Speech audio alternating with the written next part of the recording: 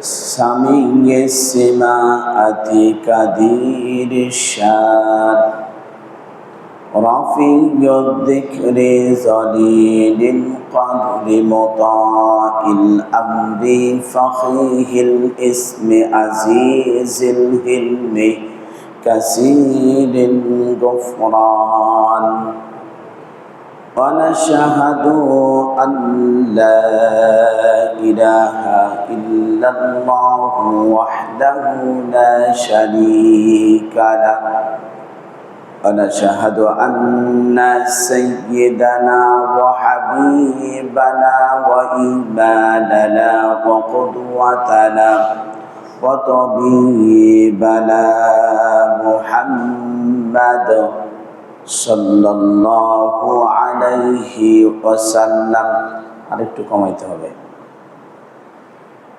وشر الأمور محدثاتها وشر الأمور أوسطها وكل محدثة بدعة وكل بدعة ضلالة وكل ضلالة في النار أما بعد فقد قال الله تعالى في كلامه المجيد والفرقانه الحميد أعوذ بالله من الشيطان الرجيم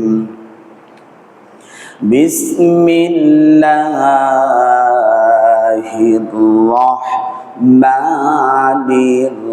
الرحيم تبارك الذي إن شاء جعل لك خيرا من ذلك جنات تجري من تحتها الأنهار ويجعل لك قصورا بل كذبوا بالساعة واعتدنا لمن كذب بالساعة سعيرا قال الله تعالى في شان حبيبه إن الله وملائكته يصلون على النبي يا أيها الذين آمنوا صلوا عليه وسلموا تسليما সবাই মুহাব্বতের সহিত দুরূদ ইব্রাহিম পড়ুন আল্লাহুম্মা সাল্লি আলা মুহাম্মাদ ওয়া আলা আলি মুহাম্মাদ কামা সাল্লাইতা আলা ইব্রাহিম ওয়া আলা আলি ইব্রাহিম ইন্নাকা হামিদুম মাজিদ اللهم بارك على محمد وعلى آل محمد كما باركت على إبراهيم وعلى آل إبراهيم إنك حميد مجيد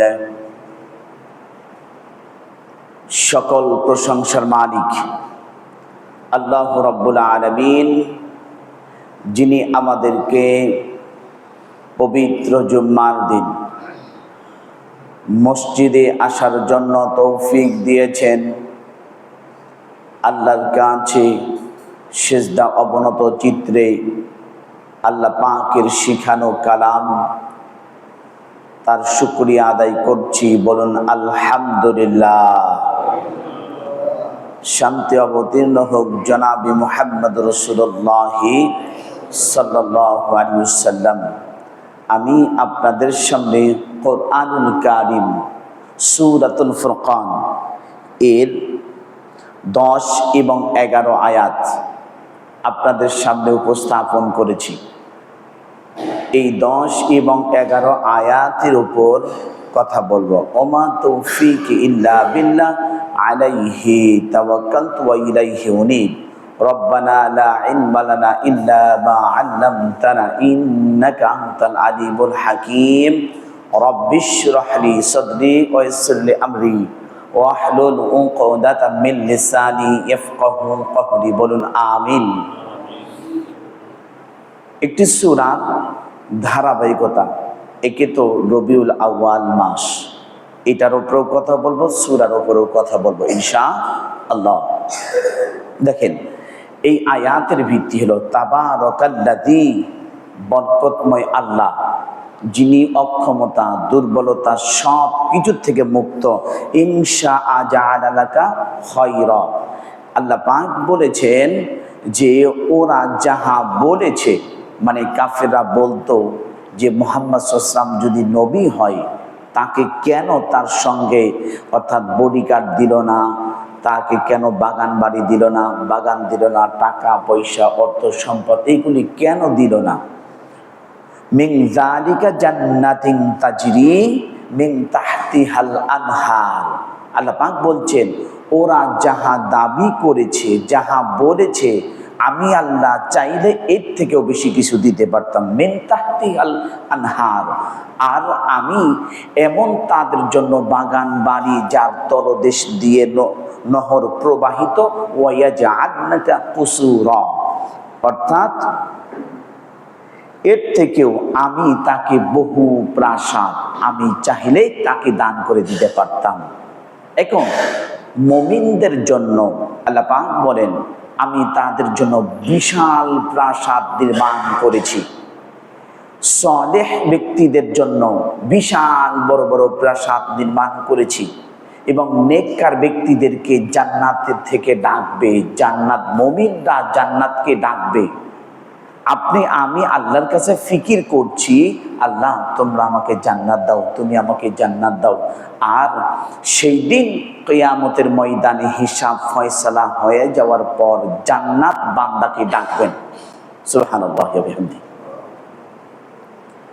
আল্লাহু রাব্বুল আলামিনের হাবিব জনাব মুহাম্মদুর রাসূলুল্লাহ সাল্লাল্লাহু আলাইহি ওয়াসাল্লাম যখন আয়াতটি বললেন, বলার পর বলছেন ইয়া রাসূলুল্লাহ, ইয়া হাবিবাল্লাহ, কিয়ামতের ময়দানে যখন সবার হিসাব নিকাশ হয়ে যাবে, হয়ে যাওয়ার পর যখন বান্দা জান্নাতের ফয়সালা হয়ে যাবে, যখন চলে যাবে, কিন্তু আপনি তো বললেন যে জান্নাত বান্দা কি ডাকবে, সেই বান্দাটি কে?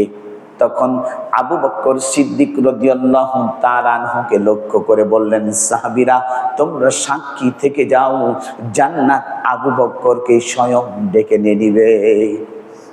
সুবহানাল্লাহ। কেমন তিনি ব্যক্তি ছিলেন, যেমন নরম মানুষ সাহাবী, তার আমল, আখলাক, চরিত্র সব কিছু সব সাহাবীদের উপরে, সব সাহাবীদের উপরে।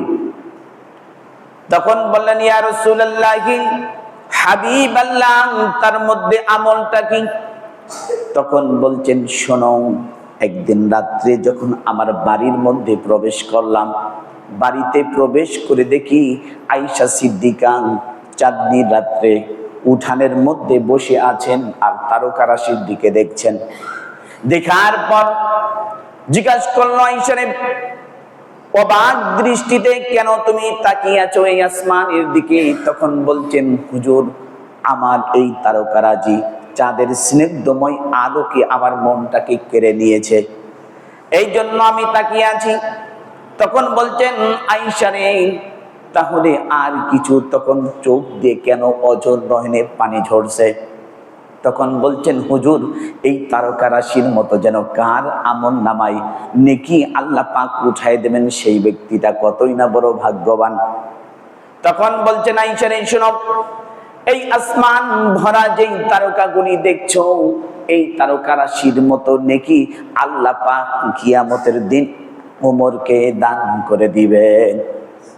বলার সঙ্গে সঙ্গে আয়েশা সিদ্দিকার মন খারাপ হয়ে গেল। হয়ে যাওয়ার পর তখন বলছেন ইয়া রাসূলুল্লাহ, হাবিবাল্লাহ, দুঃখের দিনের সাথী ছিলেন আমার পিতা, সুখের দিনের সাথী ছিলেন, প্রথম দিন থেকে আপনার সঙ্গে 1 নয় 2 নয় 20 বছরের বন্ধুত্ব ছিলেন, কিন্তু তার কথা কেন বললেন না? তখন বলছেন, আয়েশা রে শোনো, আমি যখন মক্কা থেকে মদিনাতে হিজরত করেছিলাম, আল্লাহর হুকুমে যখন মক্কা থেকে মদিনাতে হিজরত করে চলে গেলাম, ওই রাত্রের যত নেকি, সমল মাখলুকাতের নেকি যদি এক করে এক পাল্লায় উঠে দেওয়া হয়, আর আল্লাহ পাক সেই দিনের রাত্রে যে খুশি হয়ে আল্লাহ যেই নেকি দিয়েছেন আবু বকরকে, এইটা যদি এক পাল্লায় উঠে দেওয়া হয়, আবু বকরের নেকির পাল্লাটি ভারী হয়ে যাবে। সুবহানাল্লাহ ওয়া বিহামদিহি, সুবহানাল্লাহ ওয়া বিহামদিহি। এরপরে বললেন, দেখো ওই রাত্রিতে আমি যখন চলে যাব, আল্লাহর হুকুমে জিব্রাইল এসে বলছেন, জিব্রাইল বলছেন, নবীজি আপনি এখান থেকে বের হয়ে চলে যান। যখন তিনি এই কথাটি বললেন, বলার পর যখন তিনি চলে যাবেন এমনি সময়, তখন বলতেছেন, আলী রে, আমার কাছে যত লোক আমানত দিয়েছিলেন, অর্থ করি, টাকা পয়সা যাহা কিছু আছে সব করি আমার এখানে নাম লিখে দেওয়া আছে, প্রত্যেকটি অর্থের মধ্যে, টাকার মধ্যে। এইগুলি তোমাকে গচ্ছিত দিয়ে গেলাম আমানত, আর আমার বিছানার মধ্যে তুমি চাদরটি মুড়ে দিয়ে শুয়ে যাও। নবীজি যখন ওইখান থেকে উঠে চলে গেলেন, আলী রাদিয়াল্লাহু তাআলা আনহু শুয়ে গেলেন। শুয়ে যাওয়ার পর 40 জন যুবক নবীজিকে হত্যা করার জন্য এসেছিল, যে পৃথিবীর থেকে বিদায় করে দেবে। আল্লাহর নবীকে বললেন, ও নবী, আপনি এক মুষ্টি বানিয়ে নেন, আর শান হাতিল বুজু বলে আপনি ফু দেন, প্রত্যেকটি বাণীর কণা কাফেরদের চোখে পৌঁছে দেওয়ার দায়িত্ব আমি আল্লাহর। সুবহানাল্লাহ। কারণটা হলো, আল্লাহ পাক বলছেন, যখন বিপদে আমার বান্দারা পড়ে যায়, আমাকে যখন স্মরণ করে, স্বয়ং আমি আল্লাহ তাকে সহযোগিতা করি। সুবহানাল্লাহ। নবীজি যখন ফু দিলেন, বাণীগুলি উড়ে চলে গেল, সব কাফেররা চোখ ডলতে থাকলো। নবীজি তাদের সামনে দিয়ে বের হয়ে চলে গেলেন, কিন্তু কিছু বলতে পারলো না। না পারার কারণে চোখ ডলাডলি করার পর কিছুক্ষণ পর যখন ঘরের মধ্যে ঢুকলেন, যখন খিল ভেঙে যখন ঢুকে পড়েছেন, ঢুকে পড়ার পরে দেখেন শুয়ে আছেন, সবাই বলছে এটাই মুহাম্মদ, একে মারো। তখন বলছে না, মুখটা আগে দেখি মুহাম্মদ সাল্লাল্লাহু কিনা। এমনি করে যখন দেখলেন, দেখার পর আলী রাদিয়াল্লাহু তাআলা আনহুকে ইচ্ছা মতো মারধর করলেন, বিভিন্নভাবে তাকে গালিগালাজ দিলেন, বিভিন্নভাবে তাকে বিভিন্ন ধরনের কথা বললেন। বলার পর বলতেছেন, তাহলে মুহাম্মদ কই? তখন বলছে, তোমাদের সামনে দিয়ে তো চলে গিয়েছে, তোমরা কি বলতে পারো না?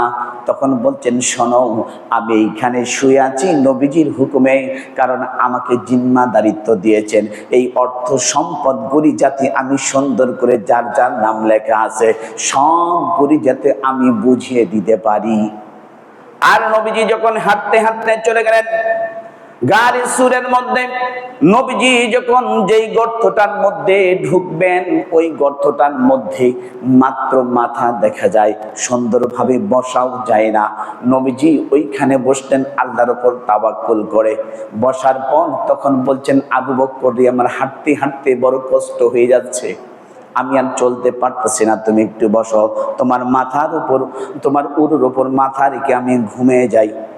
নবীজি যখন ঘুমিয়ে গেলেন, ঘুম থেকে যখন উঠলেন, উঠার পর যখন তিনি চলে গেলেন, তখন বলতেছেন, আবু বকর, আমার ক্ষুধা লেগেছে, আমাকে খেতে হবে, কারণ আমি বেশ কয়েকটা দিন হলো খাইনি।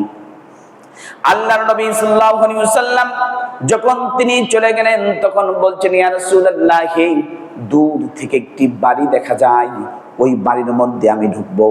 ঢোকার পর আবু বকর গিয়ে সালাম দিলেন, আসসালামু আলাইকুম ইয়া আহলাল বাইত, হে ঘরের মালিককে, তুমি বের হয়ে চলে আসো। যখন বলছেন না, তখন বলছেন, কে? উম্মে মাবাদ জবাব দেন, তুমি আল্লাহর বান্দাকে এই সময় কেন আসছো? উম্মে মাবাদ জবাব দিলেন, তখন বলছেন, আমাদেরকে, আমার সঙ্গে একজন মেহমান আসছে, আমরা দুজন মেহমান, তোমার আজ মেহমানদারি করতে হবে, আমাদেরকে কিছু খাবার দাও, আমরা হাঁটতেই হাঁটতেই বড় ক্লান্ত হয়ে গিয়েছি। আল্লাহর নবী সাল্লাল্লাহু আলাইহি ওয়াসাল্লাম আবু বকরকে বলছেন বলো। বারবার যখন তিনি বলছেন তখন বলছেন কেন বিরক্ত করছো? বলছি যে খাবার নেই, কেন তোমরা বলছো? বলছেন তোমার বাসায় কি কোনো ছাগল আছে নাকি? তখন বলেন হ্যাঁ আছে। বয়স কত? বলছেন 6 মাস। নবীজি বলছেন ছাগলটাকে নিয়ে আসো। আল্লাহর নবী ছাগলের পৃষ্ঠের ওপর হাত রেখে একটি দোয়া করলেন। দোয়া করার পর ছাগলটি বড় হয়ে গেল, তার স্তন থেকে দুধ পড়তে শুরু করে দিল। সুবহানাল্লাহ। তৃপ্তি সহকারে তিনরা দুইজন মেহমান খেলেন। খাওয়ার পর তাকে দিয়ে গেলেন। উম্মে মাবাদ বলেন আমি ওই ব্যক্তিকে চিনতে পারি নাই, ইনি যে আল্লাহর নবী ছিলেন। সেই দিন থেকে আমার ঘরের মধ্যে যত বরকত আসছে, ইতিপূর্বে এত কোনোদিন বরকত আসে নাই। সুবহানাল্লাহ। এরপর আল্লাহ পাক বলেন তাবারাকাল্লাযী ইনশাআ জাআলা লাকা খায়রা মিন যালিকা জান্নাতিন তাজরি মিন তাহতিহাল আনহারু ওয়া ইয়াজআল লাকা কুসুরা। আল্লাহ পাক বলেন আমি অক্ষমতা, দুর্বলতা সব কিছু থেকে মুক্ত। ইনশাআ জাআলা লাকা খায়রা মিন যালিকা জান্নাতিন, আমি তাকে যারা ওরা যাহা দাবি করেছে, যাহা বলেছে, আমি চাইলে এর থেকেও বেশি কিছু দিতে পারতাম। তাহতিহাল আনহারু, যার তলদেশ বাগানের তলদেশ দিয়ে নহর প্রবাহিত। ওয়ায়াজআলনাকা কুসুরা, আর আমি তাদের জন্য প্রাসাদ, নবী হে আমি প্রাসাদ নির্মাণ করে রেখেছি। সুবহানাল্লাহ। এরপরে দেখেন কেমন ব্যক্তিদের জন্য প্রাসাদ নির্মাণ করেছেন। যেমন আমার কাছে এই লাঠিটি হলো আমানত। এখনকার জন্য খুতবা শেষ হয়ে গেলে এটা মসজিদের জায়গাতেই থাকবে। এই লাঠিটি আমানত। ঠিক তেমনি ভাবে আবু বকর সিদ্দিক রাদিয়াল্লাহু তাআলা আনহু, তিনি যখন খলিফাতুল মুসলিমিন ছিলেন, থাকার পর তার বিবি একদিন বলছেন স্বামী হে, আপনি তো ঈশার নামাজ পড়ে মসজিদ থেকে বাসায় আসলেন, আপনি কি জানেন ঘরের মধ্যে কি হয় আর কি না হয়? তখন বলছেন তুমি যদি না বলো আমি কি করে জানবো? তখন বলছেন আপনার ছেলে তো পায়েস খেতে চেয়েছে। তখন বলছেন পায়েস খেতে চেয়েছে, ঠিক আছে তুমি বানিয়ে দাও। আমি তো এই বিষয়ে তেমন কোনো পারদর্শী নই, কারণ তুমি রান্না বান্নাতে পারদর্শী। আল্লাহ পাক সেই মেকানিজম দিয়েই তোমাকে তৈরি করেছেন, আমাকে সেই মেকানিজম দিয়ে আল্লাহ পাক তৈরি করেননি। তখন বলতেছেন আবু বকর বললেন, কথা শোনার সঙ্গে সঙ্গে বলছেন ঠিক আছে, আমার ঘরেতে কোনো চিনি নেই, তাল মিশ্রি নেই, চিনি নেই, গুড় নেই, কোনো মিঠাই জাতীয় কোনো কিছু নেই, কিভাবে আমি পায়েস বানিয়ে দিব? দুধও তো নেই। তখন বলছেন ঠিক আছে আমি তা ব্যবস্থা করে নেই। আবু বকর সিদ্দিক রাদিয়াল্লাহু তাআলা আনহু যখন তিনি গেলেন, যিনি ওনাকে সরকারি সম্মানী দেন, তার কাছে গিয়ে বলছেন আল্লাহর বান্দারে তুমি কি পারো আমাকে 1 মাসের অগ্রিম আমাকে কোনো ভাতা দিয়ে দিতে, আমার বেতনটা দিয়ে দিতে? তখন বলছেন আমিরুল মুমিনিন, আপনাকে আমি 1 বছরের ভাতা অগ্রিম দিয়ে দিব, কিন্তু আমাকে একটা কথা বলতে হবে, আপনি যে এইখান থেকে পা উঠাইয়া চলে বাসায় যেতে পারবেন এর কোনো গ্যারান্টি আছে কি? তখন বলছেন না না, এর কোনো গ্যারান্টি নাই। তাহলে 1 মাসের অগ্রিম যে আমি আপনাকে দেব, এটার কি গ্যারান্টি? এটার হলো আমি জিম্মাদারিত্ব, আমি এটা হলো আমানতদারিত্ব, এটা আমার আমানতদারিতা। তখন আবু বকর সিদ্দিক রাদিয়াল্লাহু তাআলা আনহু কিছু না বলে ওইখান থেকে যখন চলে গেলেন, চলে যাওয়ার পর আবু বকর সিদ্দিক রাদিয়াল্লাহু তাআলা আনহু তার বিবিকে বলছেন, বিবিরে আমি সংগ্রহ করতে পারিনি, আমি অক্ষমতা প্রকাশ করছি। আল্লাহ পাক যদি আমাকে চাহে তাহলে অবশ্যই ইনশাআ জাআলা লাকা খায়রা, অবশ্যই আমাকে আল্লাহ এর থেকে বেশি কিছু দান করে দিবেন।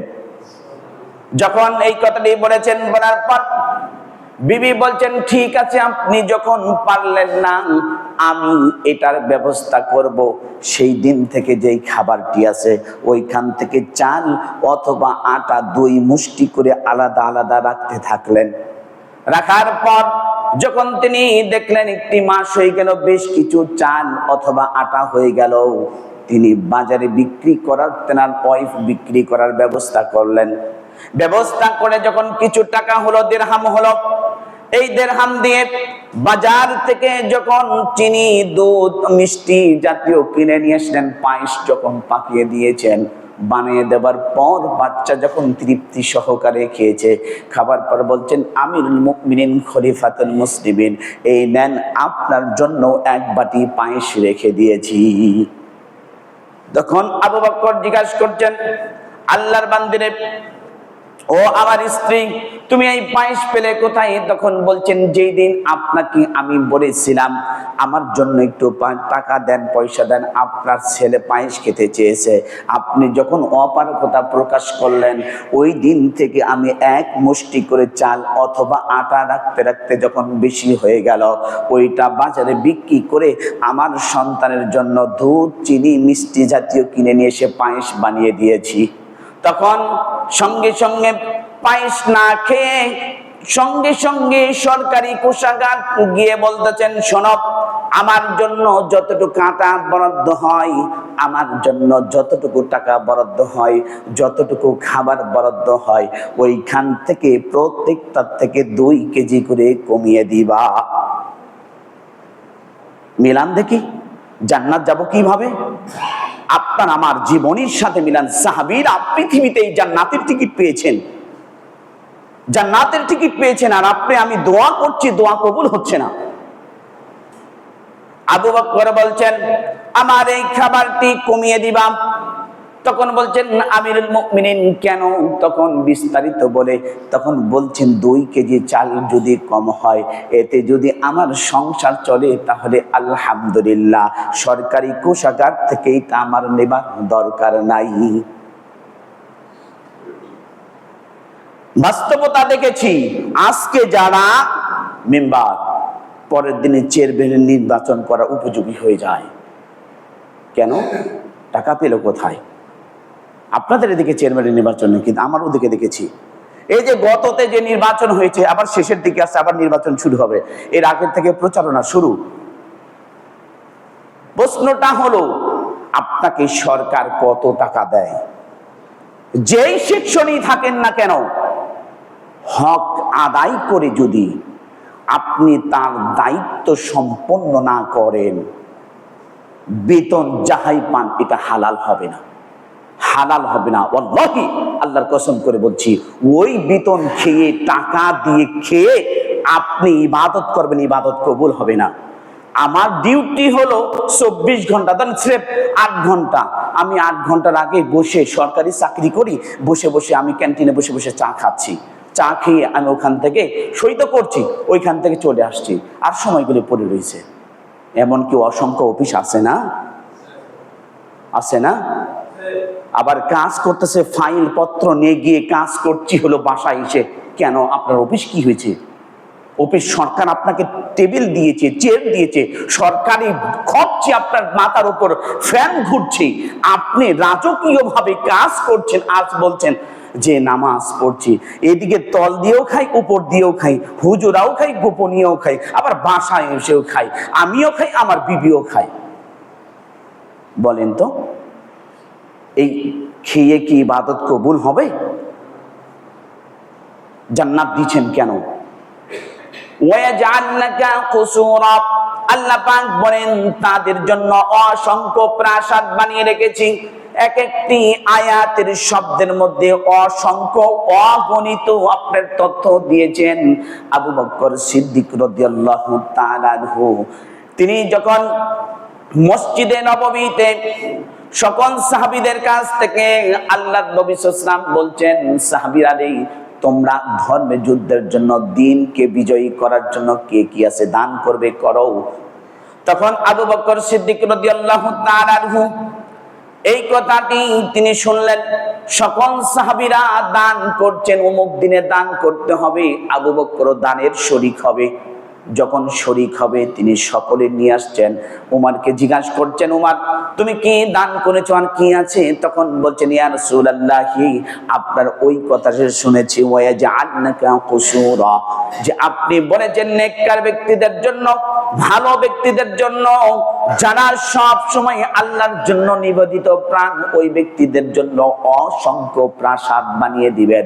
আমি ওই প্রাসাদের যাতে অধিকারী হতে পারি, এই জন্য আমি জাগতিক সম্পদ বলতে যাহা বোঝাই আমি অর্ধেকটা বাসায় রেখেছি আর অর্ধেকটা দান করে দিয়েছি। বলার সঙ্গে সঙ্গে আলী রাদিয়াল্লাহু তাআলা আনহুকে জিজ্ঞাসা করেন, আলী তুমি কি রেখেছো আর কি দান করেছো? তখন বলেছেন, ইয়া রাসূলুল্লাহ আমি জাগতিক সম্পদ বলতে যাহা বোঝাই আমি সব কিছু তার অর্ধেক করে অর্ধেক রেখে এসেছি আর অর্ধেক দান করে দিয়েছি।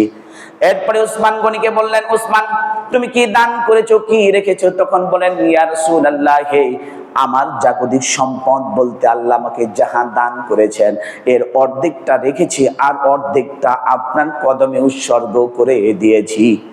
এরপরে বলতেছেন সাহাবীরা, সকলের কাছ থেকে যখন এক এক করে শুনলাম, শোনার পর কিন্তু বয় বৃদ্ধ জ্ঞান বৃদ্ধ আমার প্রথম সাহাবী আবু বকরকে কেন দেখছি না?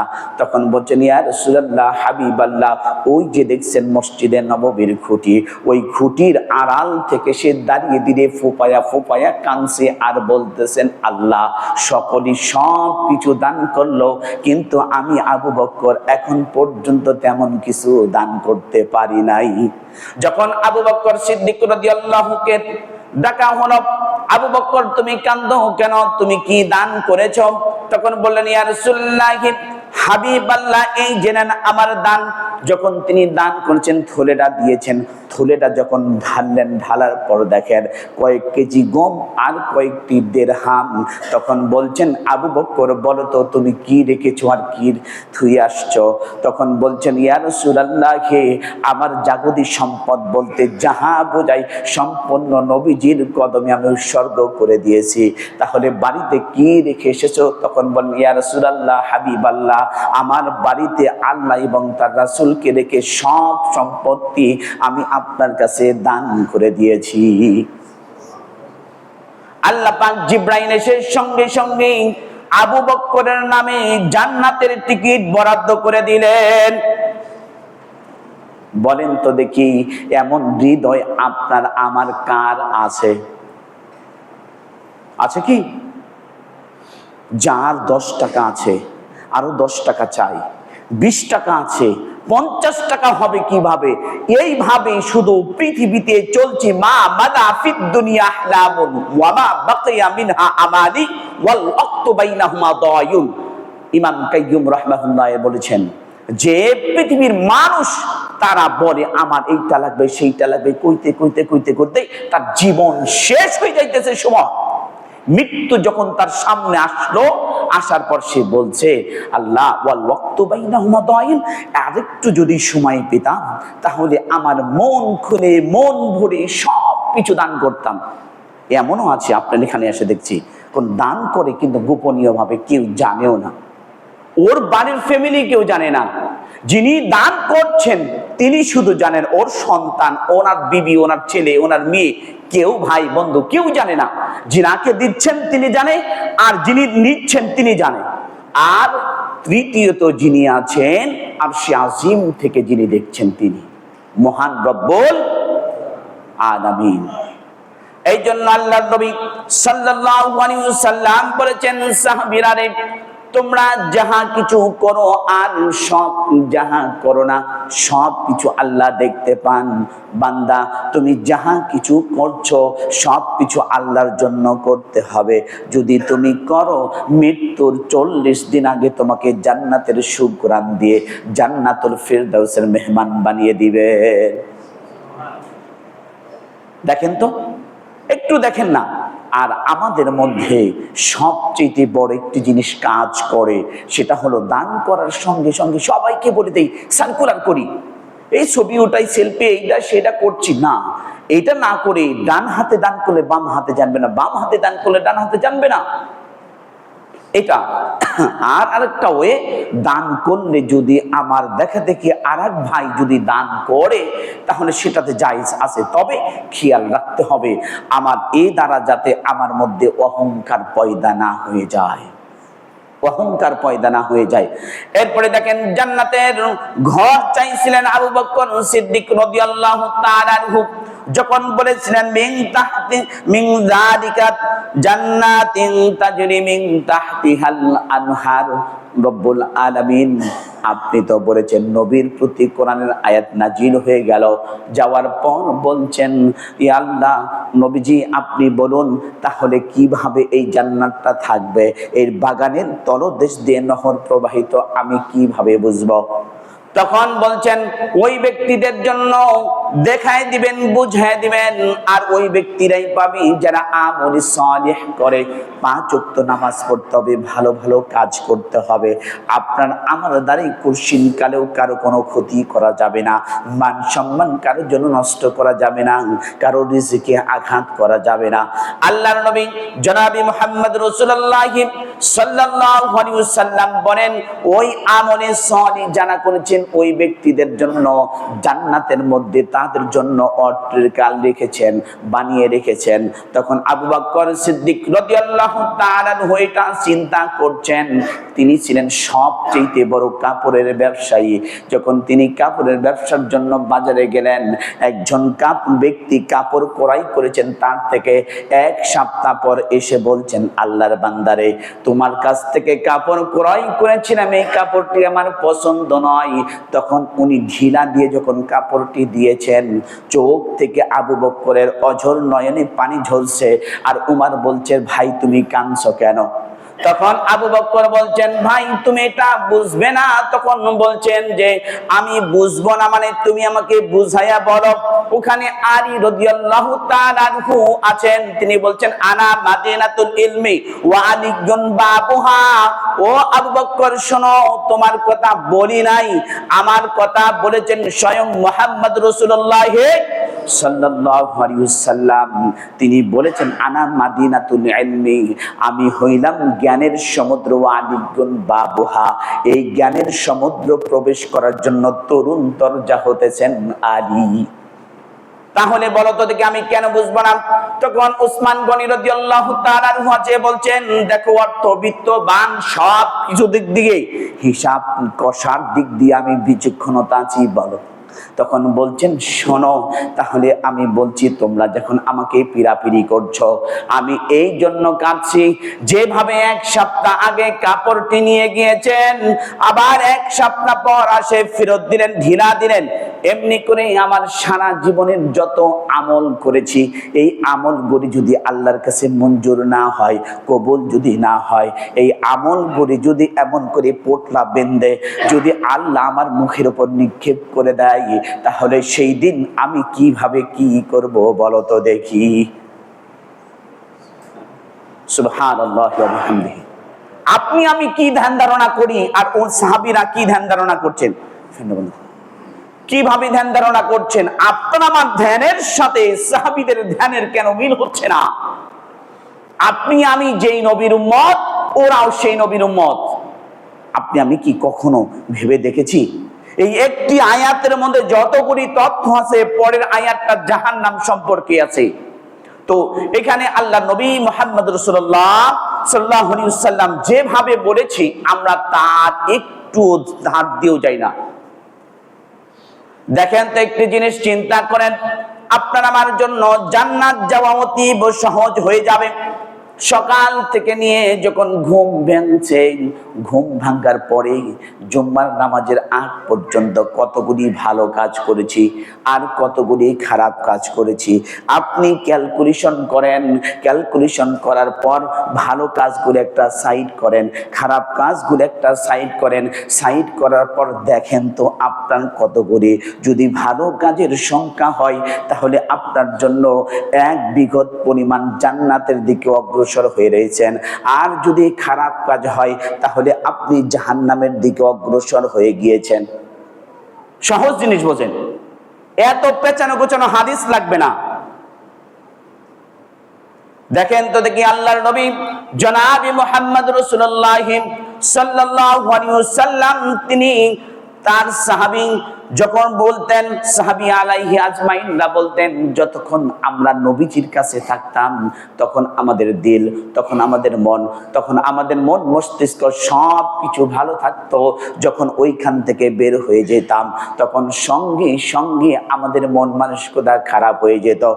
তখন হযরতে হানজালা রাদিয়াল্লাহু তাআলা আনহু নবীজির দরবারে ছিলেন, ওইখান থেকে যখন বাসায় চলে গেলেন বেমালুম নবীজি সাহাবী আল্লাহ এবং তার রাসূলকে ভুলে গেলেন। ভুলে যাওয়ার পর তখন বলছেন, ওইখান থেকে দৌড় দিতেছেন আর বলছেন, না ফাকা হামজালা তো মুনাফিক হয়ে গেছে, হামজালা তো মুনাফিক হয়ে গেছে। তখন বলছেন কিভাবে? আবু বকরের সঙ্গে দেখা। তখন বলছেন, ভাই তুমি মুনাফিক হও নাই, কিন্তু পৃথিবীর ভালোবাসাই তোমাকে বেমালুম ভুলে দিয়েছে। আমি বেমালুম ভুলে যাই।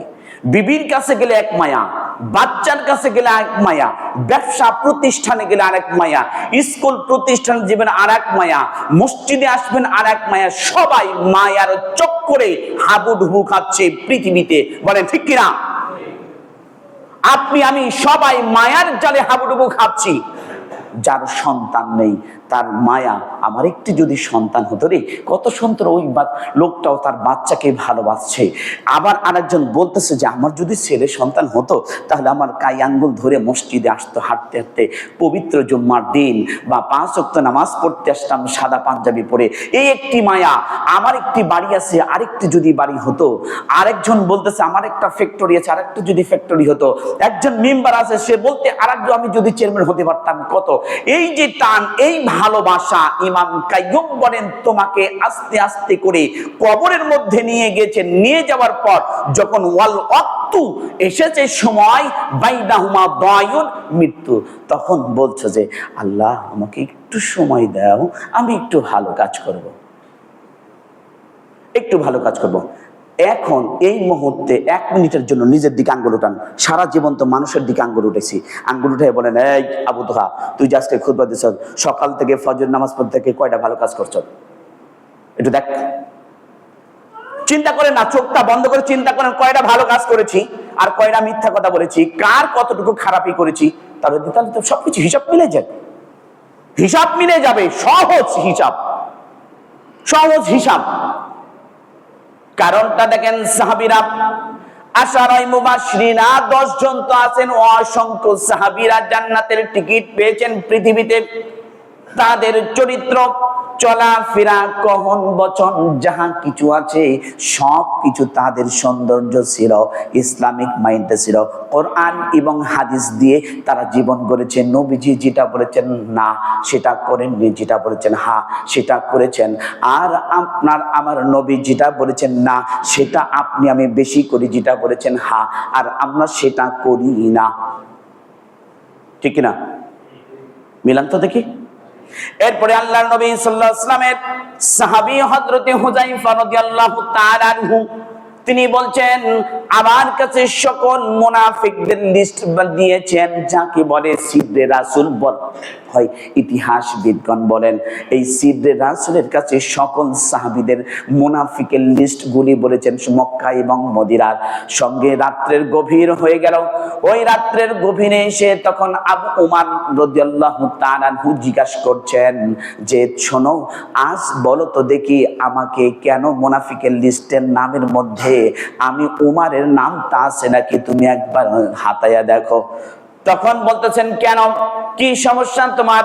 তখন বলছেন নবীজির মুখ থেকে নিজে বের করেছেন তোমাকে সিদরে রাসূল বলেছেন, কারণ তোমার কাছে মক্কা এবং মদিনার সকল পাপিষ্ঠদের নামের খাতা তোমার কাছে। এখন দেখেন সে পাপীদের সব কথাগুলি তার কাছে বলে গিয়েছেন। একজন আমিরুল মুমিনিন খলিফাতুল মুসলিমিন আনতা তাসলুকু ফি তরিকিশ শয়তান, উমার যেই দিক দিয়ে হাঁটতো ওই দিক দিয়ে 40 দিন পর্যন্ত শয়তান হাঁটে নাই। বুখারী মুসলিমের হাদিস। সেই সাহাবী যদি গিয়ে হুযায়ফাতুন নুরিয়ামান রাদিয়াল্লাহু তাআলার কাছে বলেন, আর আমি মাত্র মাটির গড়া মানুষ, আপনার আমার জন্য জান্নাতের টিকিট এখনো আসে নাই। আপনি আমি বলতে পারবো না আমার সালাত, সিয়াম, হজ, যাকাত, দান, খয়রাত সব কিছু কবুল হয়ে গিয়েছে, এমনটি কেউ প্রকাশ করে বলতে পারবো না। কিন্তু আল্লাহর নবী সাল্লাল্লাহু আলাইহি ওয়াসাল্লামের সাহাবীদের আমল কবুল হওয়ার পরেও তারা নিজেকে নিয়ে সবচেয়ে ভীতু সন্ত্রস্ত থাকতেন, আর বলতেন কোন সময় যেন আমার মুখ থেকে একটি খারাপ কথা বের হয়ে যায়, আর ভুল ভাল কথা বের হয়ে যায়, বের হয়ে গেলে আমার জন্য বিপদ হয়ে যাবে। মা ইয়ালফিদু মিন কাউলিন ইল্লা লাদাইহি রাকিবুন আতীদ। আল্লাহ পাক বলেন, মানুষ এমন কোন কথা বলে না যেই কথাটি আমি রেকর্ড করে না রাখি। কারণ গতকালকে আমি যেখানে আমি গিয়েছিলাম, জমিয়তে আহলে হাদিস সুদী সমাবেশ হয়েছিল, ওইখানে আমাদের যিনি সভাপতি ছিলেন উত্তরের মুজাফফর বিন মহসিন সাহেব, উনি একটি কথা বলেছেন, পুঁজিবাদ, সমাজতন্ত্রীবাদ, ধর্মনিরপেক্ষতাবাদ, এগুলি যতগুলি মতবাদ আছে, মানুষ গড়া যত মতবাদ আছে, সব মতবাদ হলো কুফরি মতবাদ। সবাই বলেন কি মতবাদ? জোরে বলেন কি মতবাদ? কুফরি মতবাদ। নিজের মন গড়া মতবাদ দিয়ে কোনো কিছু চলে না, সমাজতন্ত্র দিয়ে চলে না, পুঁজিবাদ দিয়ে চলে না। এইগুলি হলো সব কুফরি মতবাদ। একটি, এই জন্য বলেছিলাম আমাদের খোদা হলো চারটি। জোরে বলেন কয়টি? এই মিম্বারে দাঁড়িয়ে চারটি খোদার এক একটি করে প্রমাণ করেছিলাম কোরআন এবং হাদিস দিয়ে। তাহলে আপনি আমি এই আয়াতটি বলেছি, তাবারাকাল্লাযী ইনশাআ জাআলা লাকা খায়রাম মিন যালিকা জান্নাতিন তাজরি মিন তাহতিহাল আনহারু ওয়া ইয়াজআল লাকা কুসুরা। সূরাতুল ফুরকান 9 নম্বর 10 নম্বর আয়াতের মধ্যে আল্লাহ পাক বলেন, অসংখ্য অগণিত তথ্য দিয়েছেন।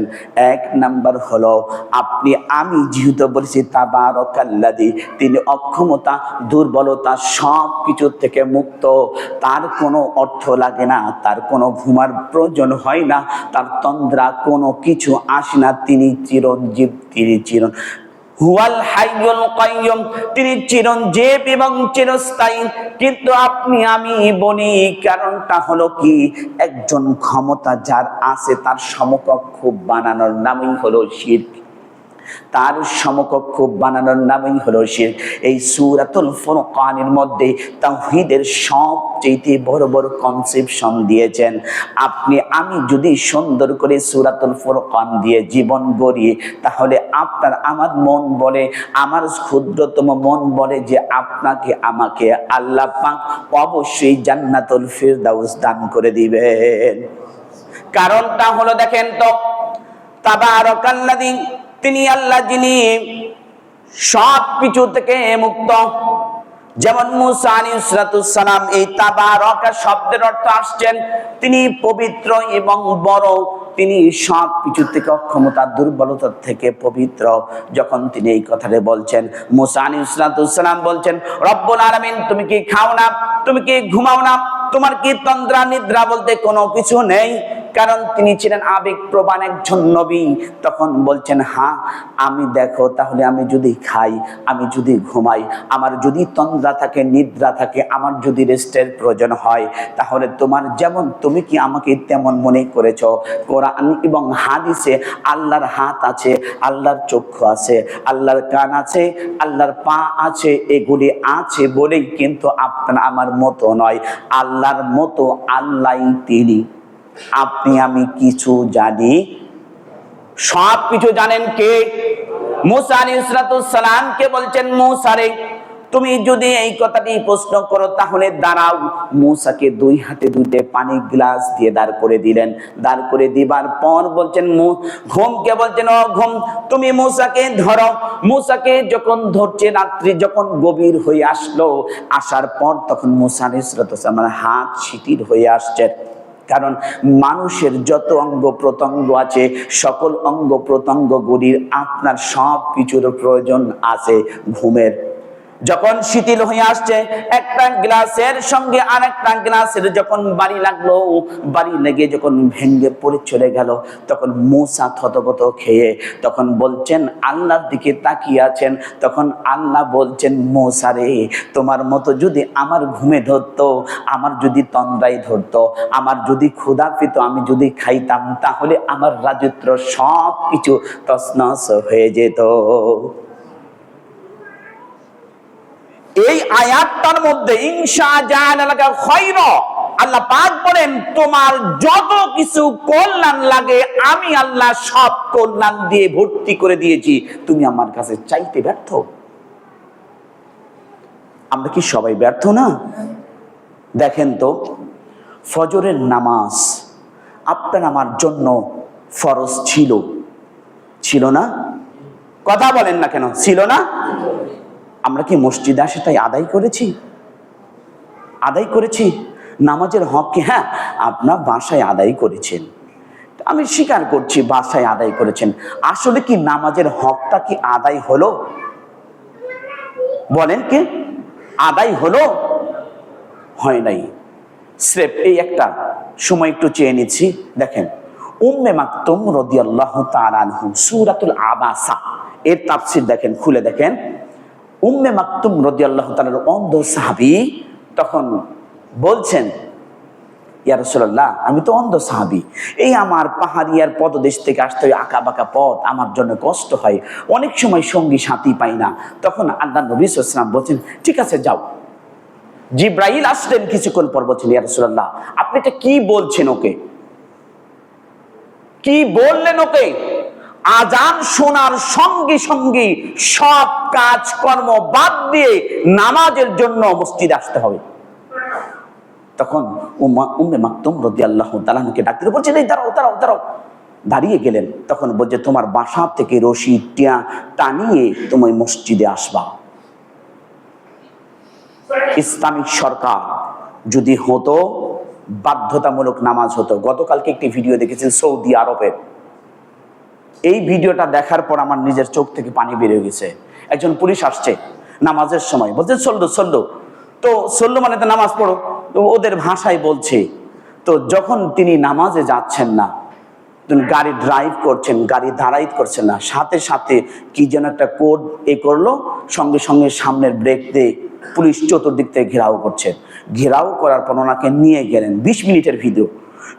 যখন নিয়ে গেলেন, নিয়ে যাবার পরে একটা লর্দমা আছে, আপনার আমার যে পিছন দিয়ে মল ত্যাগ হয়, এই লর্দমার ভিতরে এই পর্যন্ত গাড়ি দিলেন। বলছে ওখানে যাবো।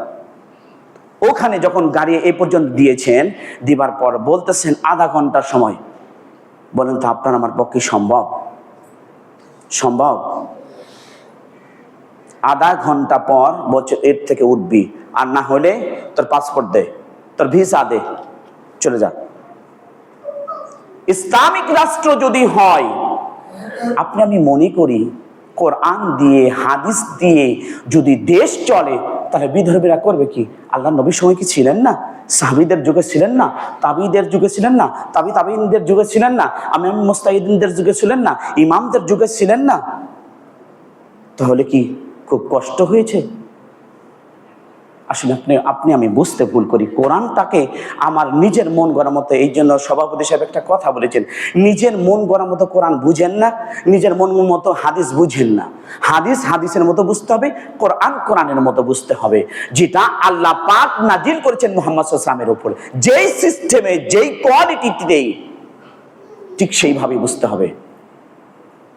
যদি এমন হতো যারা নামাজ সালাত আদায় করে না, তাদের সাথে সম্পর্ক, বন্ধুত্ব, ভ্রাতৃত্ব, আত্মীয়তা, অথবা গ্রামের কোনো পাড়া প্রতিবেশী কেউ কথা বলবে না, এমন যদি হতো, তার সাথে ছেলে মেয়ে বিবাহ কোনো কিছু করা যাবে না, তাকে কোনো দাওয়াত দেওয়া যাবে না, তাকে কোনো কাজ করা যাবে না, এমন যদি হতো, তার সমাজটা কি পরিবর্তন হয়ে যেত না? হুজুর, আপনার মেম্বার পর্যন্ত এই কথাটা রাখেন, পরে কই না আপনার চাকরিটা বুঝাইব গা। হক কথা করে ইমাম সাহেব ভালো নয়, ইমাম সাহেবকে পাল্টাও। ইমাম সাহেবকে পাল্টানো উচিত, কিন্তু সমাজের লোককে পাল্টানো সম্ভব? আর কয়টা কথা কইলে আপনাদের কষ্ট হবে। শেষ মুহূর্তে মনে ওয়েটনেস পূর্ণ কথা হচ্ছে, তো এই জন্য আমাদের অনেকই কষ্ট হচ্ছে। এমনও লোক আছি যারা 8 ঘন্টা আলেমদের পিছনে লাগে থাকে। আল্লাহর নবী সাল্লাল্লাহু আলাইহি ওয়াসাল্লাম বলছেন ওর এমন মওত হবে, উবাই আব্দুল্লাহ আবুল হাবের মতো মওত হবে, যাকে মাটি দেওয়া ইন্না লিল্লাহ বলার মতো কোনো লোক থাকবে না। বলে ঠিক কিনা? আফসোসের বিষয় হলো আপনিও মানুষ, একজন আলেমও মানুষ, নবীও মানুষ ছিলেন। নবীদের দোষ ত্রুটি বলতেন ওরা খারাপ লোকেরা, ভালো লোক কখনো নবীদের দোষ ত্রুটি বলতেন না। আর আলেমদের দোষ ত্রুটি বলে যারা খারাপ তারাই, কোনো ভালো লোক কখনো বলে না। আলেমদেরকে তাজিম করার চেষ্টা করেন। আল উলামা ওয়ারিসাতুল আম্বিয়া, আলেমরা হলো নবীদের ওয়ারিস। তাকে আমরা তাওহীন করি, বিভিন্নভাবে কটাক্ষ করে কথা বলি। হাসতে হাসতে এমন একটা কথা কয়ে দিছি, কিন্তু আপনি তো বোঝেননি, যাকে বলছে সে তো ঠিকই বুঝে ফেলেছে, ঠিকই তো বুঝে ফেলেছে। শোনেন, একজন আলেম ওহির জ্ঞান তিনি বহন করেন, কোরআন বহন করেন, আর উনি এমন কথা নাই যে সেটা বোঝেন নাই, আর এমন কোনো কথা, এমন কিছু সিগনিফিকেন্স দেননি যে কোরআন এবং হাদিসের মধ্যে, এমনটি নয়। সব কিছু শূন্য বিশুদ্ধ করে দিয়েছেন, উনি সব বোঝেন, সব বোঝেন। যেমন এর আগে যখন পুঁজিবাদ, সমাজতন্ত্রী, এরপরে নিজের ধর্ম নিরপেক্ষতাবাদের কথা বলেছিলাম, আমাকে একজন বলছেন যে হুজুর আপনি কি রাজনীতি করেন? আচ্ছা বলেন তো, তাহলে এই কথাটি যে আপনি আমাকে ফোন দিয়ে বলেছেন, আচ্ছা স্রেফ আমি বললাম, আপনার কথাটা 1 মিনিটের জন্য মানলাম, তাহলে মুজাফফর বিন মহসিন সাহেব যে গিয়াসউদ্দিন সাহেবের মসজিদে গতকালকে বললেন, তাহলে উনি কি রাজনীতি করেন? গতকালকে কিন্তু এই যে চারটি কথা বলেছি, এই 4টি কথা কিন্তু মুজাফফর বিন মহসিন সাহেব বলেছেন। কোরআন এবং হাদিসের জ্ঞান থাকতে হবে।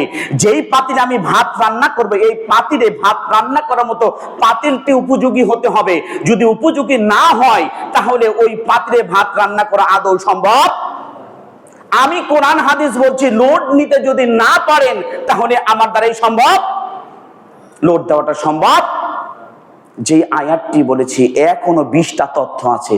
20টা তথ্য বলে বলবেন হুজুর রাজনীতি শুরু করেছে। ওয়াল্লাহি, আল্লাহর কসম করে বলছি, আমি রাজনীতি করি না, রাজনীতি পছন্দ করি না। আমি ঢাকা ভার্সিটির আইন বিভাগের ছাত্র, 1 বছর অলরেডি চলে গেছে, এই 1 মাস চলতেছে রানিং।